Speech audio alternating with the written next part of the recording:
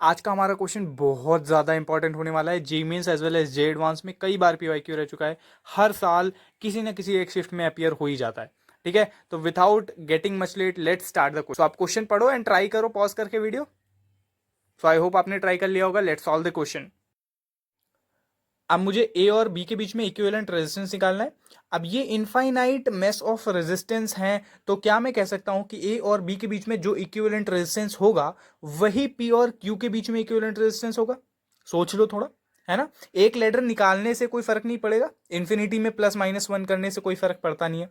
ठीक है, तो हमने क्या किया, हमने एक लैडर हटा के इक्विवेलेंट रेजिस्टेंस आर मान ली। तो मतलब टोटल जो ए और बी के अक्रॉस इक्विवेलेंट रेजिस्टेंस है वो भी आर है, एंड ए और बी को हटा के मतलब पी और क्यू के बीच में जो इक्विवेलेंट रेजिस्टेंस है वो भी आर है, ये मान लिया। तो सर्किट ट्रांसफॉर्मेशन कुछ ऐसा हो गया।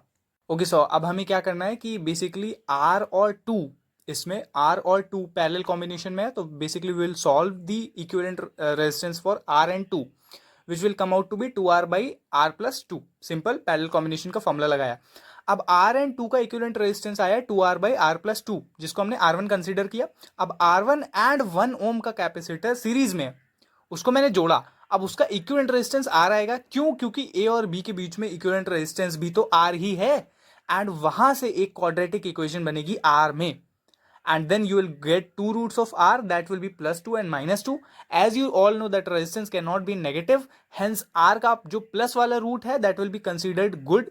R is equal to +2 ohm will be the equivalent resistance across this infinite mesh of resistance. ठीक है, it was damn easy question, but ये concept आपको पता होना चाहिए, otherwise you will be lagging.